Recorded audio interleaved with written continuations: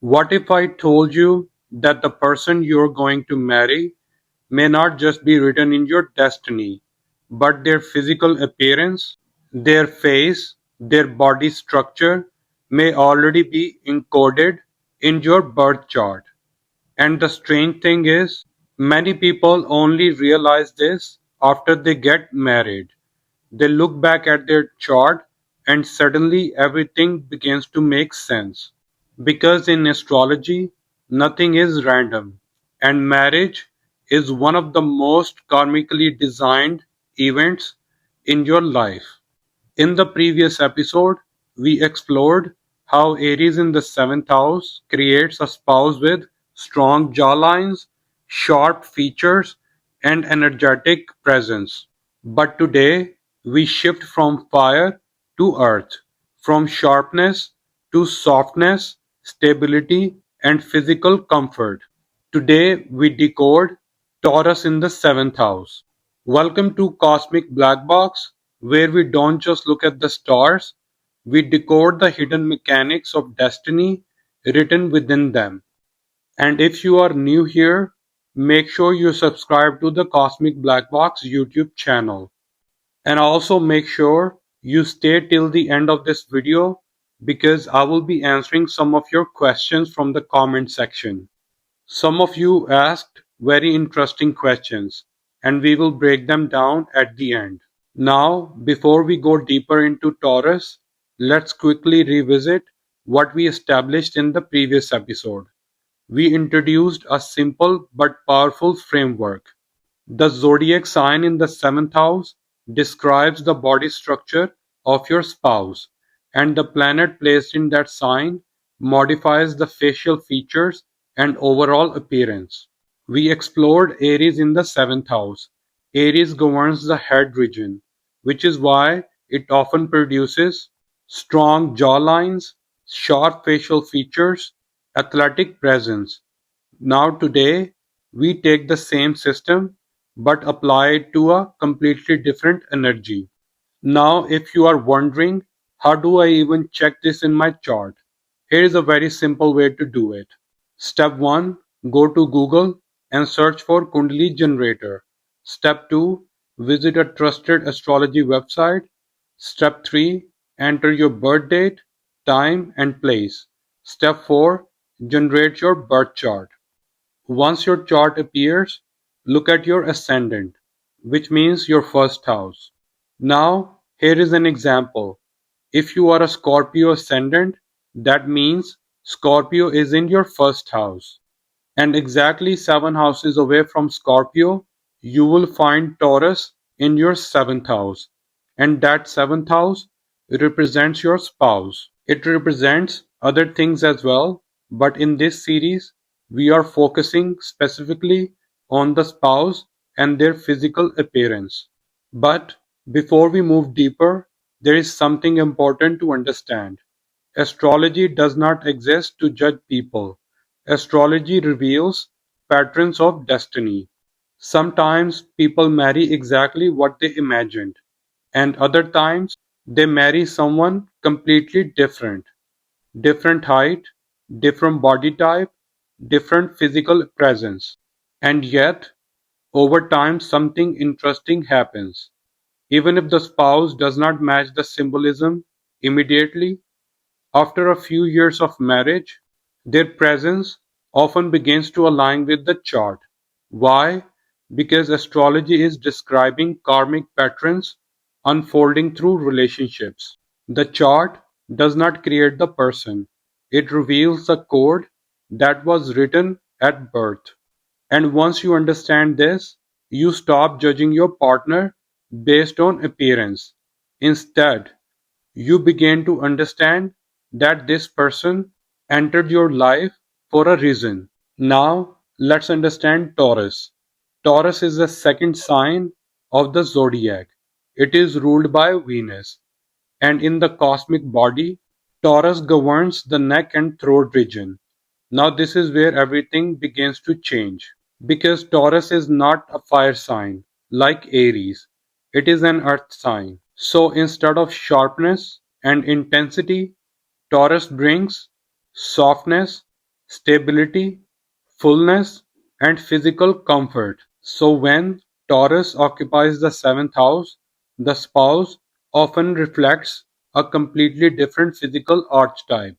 Instead of short features, you begin to see fuller facial structure, well-developed neck, smoother skin, symmetrical features, and most importantly, a physical presence that feels grounded and comforting.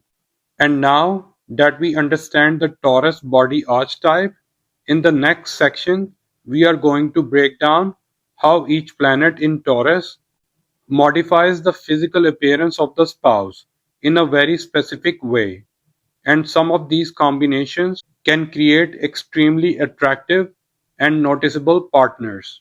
Now that we understand the Taurus body archetype, let's go deeper because the zodiac sign gives the foundation, but the planet sitting in Taurus decides how that foundation is expressed in real life. And this is where things become very interesting because two people can both have Taurus in the seventh house, but their spouse can look completely different. Why, you ask? Because of the planet modifying that Taurus energy. Now, let's begin with the Sun. When the Sun occupies Taurus in the seventh house, the spouse often carries a very stable, grounded, and noticeable presence. The Sun represents identity, vitality, bone structure, and authority, and Taurus adds fullness, softness, and symmetry. So, what you get is not sharp dominance, but quiet strength. The spouse may have a broad or well structured face, smooth but firm features, steady eye contact, composed body language. They don't rush, they don't move impulsively. There is a natural stillness in their presence, and that stillness itself becomes powerful. People may not immediately understand why, but they tend to respect them instinctively. Now, when the moon enters Taurus, the entire energy softens.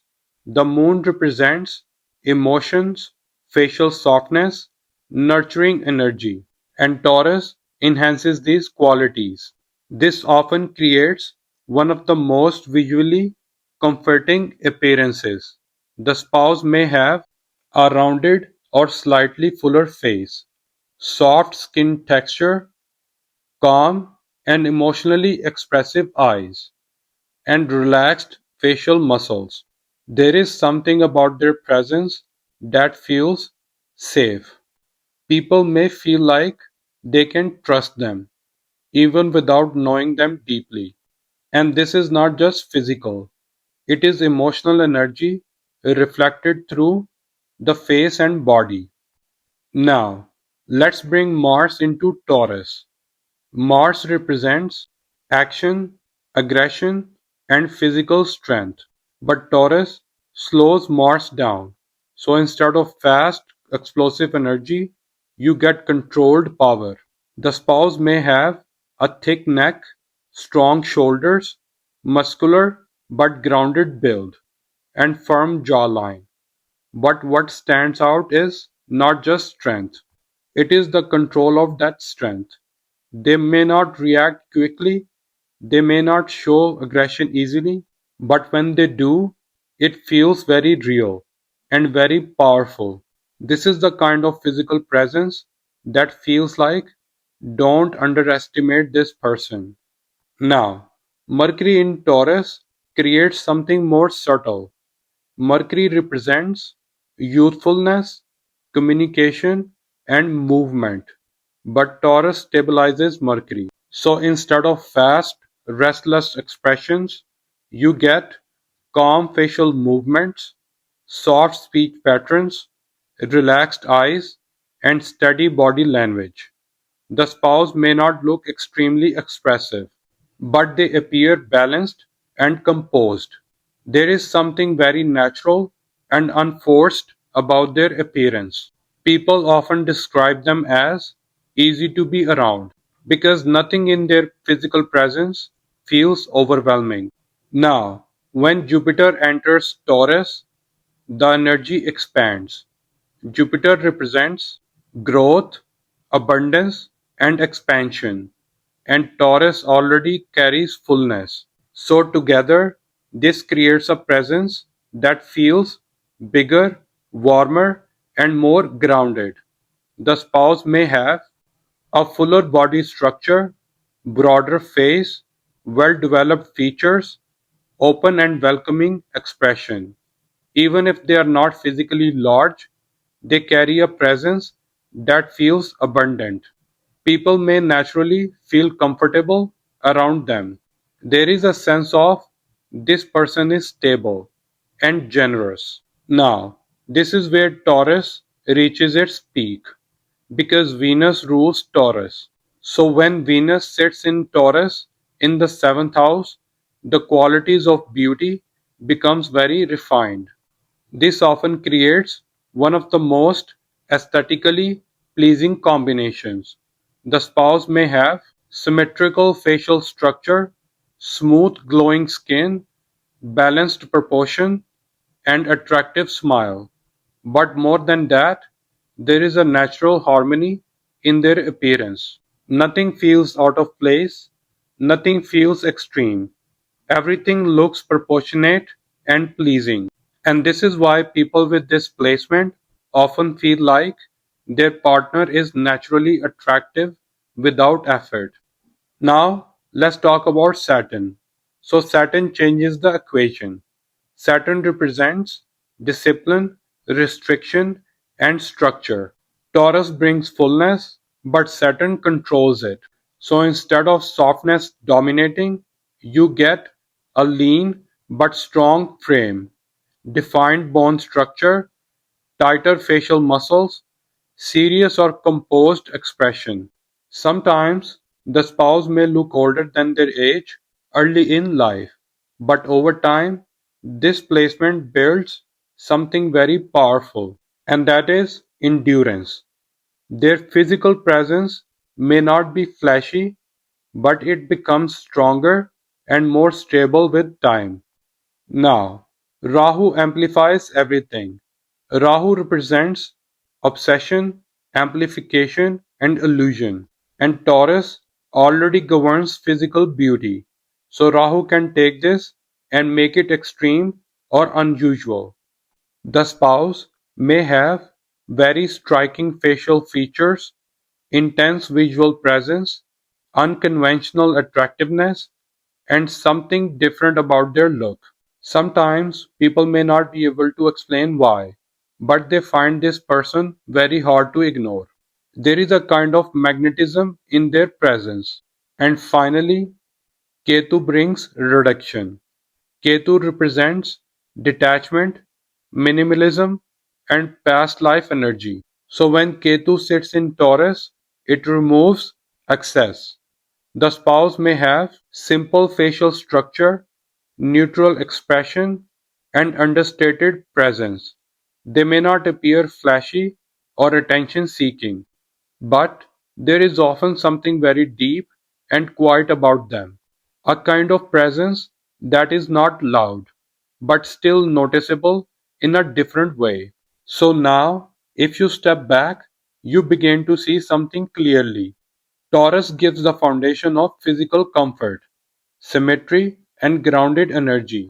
But the planet decides how that is expressed. Sun, stable authority. Moon, emotional softness. Mars, controlled strength. Mercury, calm balance. Jupiter, expansion and warmth. Venus, beauty and harmony. Saturn, structure and maturity. Rahu, intensity and uniqueness. And finally, Ketu, simplicity and detachment. And this is why astrology is never just one factor.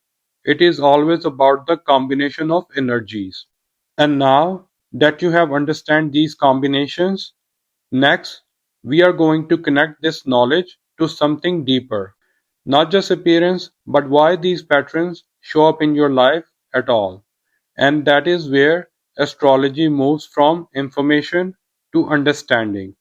Now, let's take this one step further, because understanding the combinations is one thing, but seeing how they actually play out in real life is something else. In astrology, we are not just describing physical traits, we are observing patterns of karma unfolding through relationships. And this is where many people get confused. They think, I want a certain type of partner. I prefer this kind of appearance. I'm attracted to this specific look. But when marriage actually happens, something very different often unfolds. Because the person you marry is not just someone you choose consciously, they are someone your karma aligns you with. And that alignment includes their physical appearance. Most people don't see this immediately. At first, it may feel random. It may even feel unexpected. But over time, something begins to shift. The way their partner carries themselves, the way their body develops, the way their presence feels, slowly begins to match the symbolism of the chart.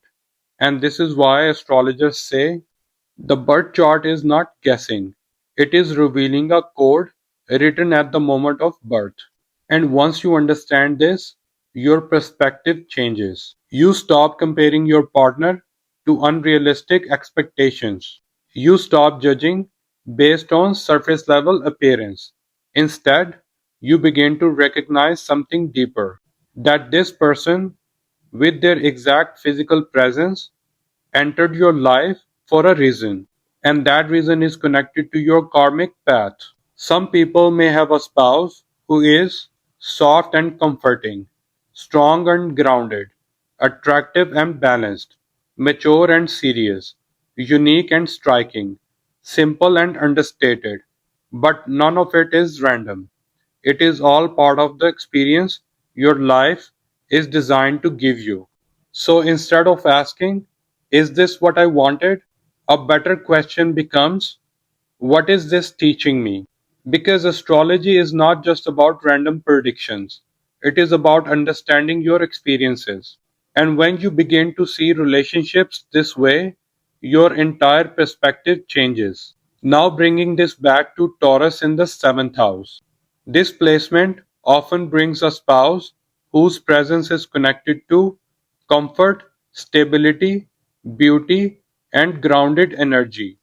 But depending on the planet, that same Taurus energy can manifest as powerful and steady, soft and nurturing, visually attractive, mature and controlled, unique and magnetic, or quiet and minimal.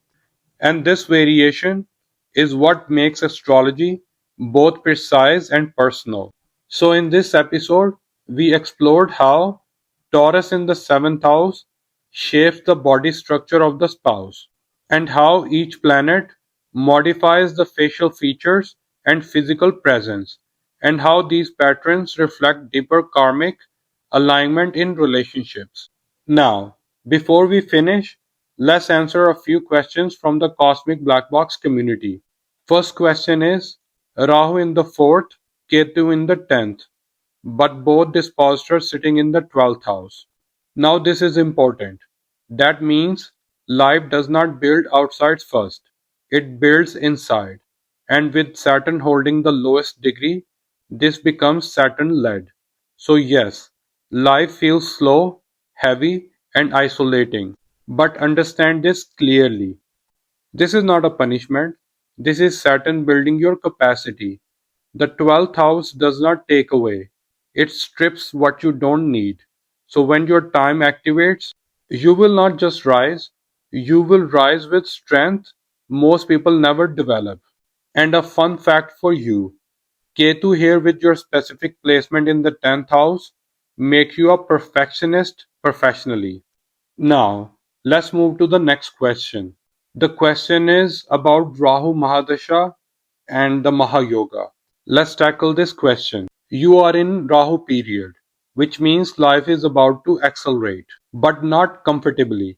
Rahu does not give clarity, it gives opportunity disguised as chaos. Rahu in the ninth, this pushes you out of your comfort zone, into new paths, new risks. And since your dispositors connect to the 10th house, career becomes the main stage. So your question is, will this be good for your career? The answer is yes, if you are willing to take bold moves. Because Rahu does not reward safety, it rewards courage.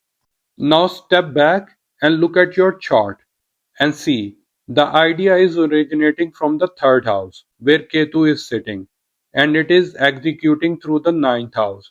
And the entire yoga is powered by whichever planet is holding the lower degree.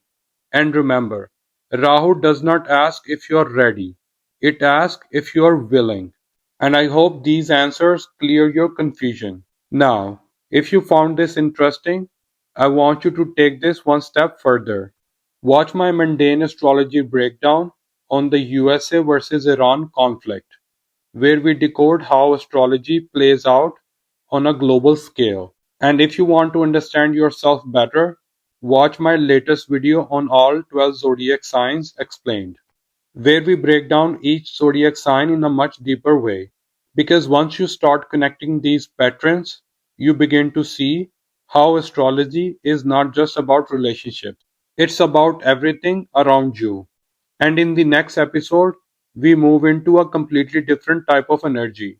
From the grounded stability of Taurus to the fast moving, dual nature of air. When Gemini occupies the seventh house, the spouse's physical appearance becomes more expressive, more youthful, and sometimes difficult to define in one way. We will decode that in the next episode. If you enjoyed this episode, make sure you like the video, subscribe to Cosmic Blackbox, and share it with someone interested in astrology. And I would like to remind you that I offer free astro consultations, 10 readings daily only, first come, first served basis. I offer 2 free services, event analysis and Muhurta pick. Subscribe to Cosmic Blackbox and visit the website. Stop guessing, start decoding. Welcome to the Cosmic Blackbox community, and I will see you in the next video.